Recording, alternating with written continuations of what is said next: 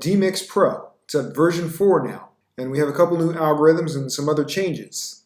So the big changes are you have a local mode, which means you can process sounds locally on your machine versus using the processing system on the cloud. Another thing is they phased out spectral view, and that's probably because they want you to use the separation tools more extensively because there are more tools available. The big news is we have also new piano and string separation algorithms. Now these are kind of abstract at the moment, but they're good enough to get you to be able to dig into things. Another big one, clips. Now clips are a groundbreaker for this application because what that means is you can go into each individual track and create a split, and then within that split you create another split and then have a clip. Now this clip enables lots of things you can do.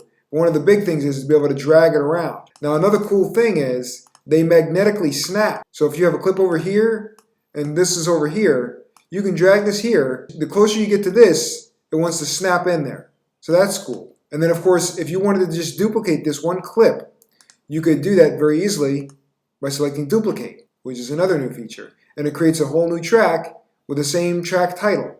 So for instance, if you had pieces of, let's say, vocal here and there, and you wanted to isolate them, you could color them so that they all represent vocal, and you would know that all the green in this project is vocal, for instance. Each clip can also be colored. So we have all these different colors that can exist within a track lane. And that's another way of keeping track of what's what in the overall view. You can apply a separation to an individual clip. So I can come in here and choose different separation algorithms. Let's just hear some quick examples of what these things actually sound like. And what I've done is I've taken an orchestral track, and orchestral is one of the most difficult to separate.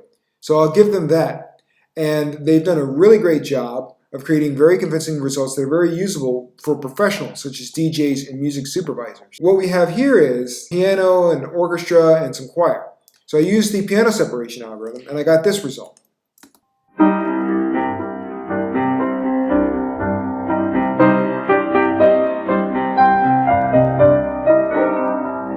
Now that is very usable. We'll go to another section.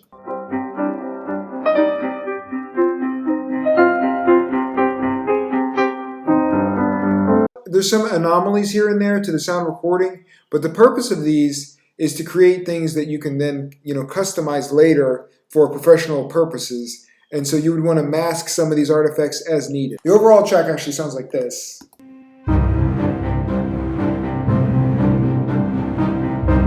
That is not the actual original track because what that is I have used destructive separation. So it's going to try to pull the best separation quality, but that then changes what happens with the original files. And so when you choose that now, it creates an additional grayed out track, something that looks like this. And that grayed out track is not audible, it's muted. They want you to have it there available in case you need to go back to it, which is very nice. Another cool thing you can do with clips is take this guy and just drag him to a whole new track. And it creates all the track and everything for you right away. And you can then change it as needed. So you can create cool delay effects, or take things out to mask things, etc., etc. On the lesser front, you can now cancel a separation.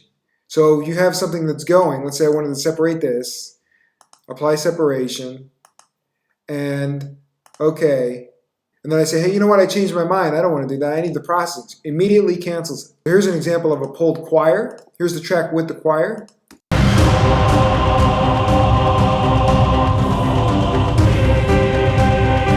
And here's the track without the choir.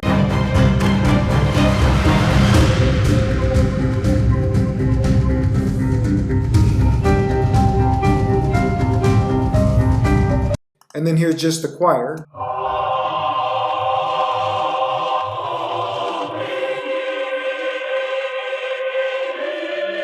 This is a great example of how you can use DeMix in a spectral way to process sounds, because the original choir doesn't actually sound just like that. But this actually sounds even more interesting because of the filtration that's going on in the spectral environment. So here's another new algorithm, which is strings. So I'll give you a quick example. You can barely hear them in the full mix. And here they are.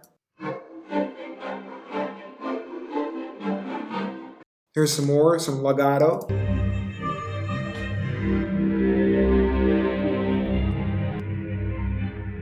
So for each clip, you can now do all of these features. You can mute, set color, rename, split, duplicate, and delete.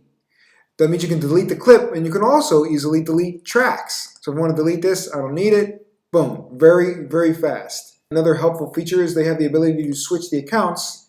So if you need to quickly switch this information, you can do so. Any tracks that aren't audible are automatically grayed out. In their manual now, they include some ideas about sequencing workflows, different ways of pulling these separations that may provide a better result. So this is just an example of like how it does pull out the entire piano, and it doesn't pull out additional things besides the piano. So if you listen to this whole track, it's mainly piano with just some additional small artifacts here and there.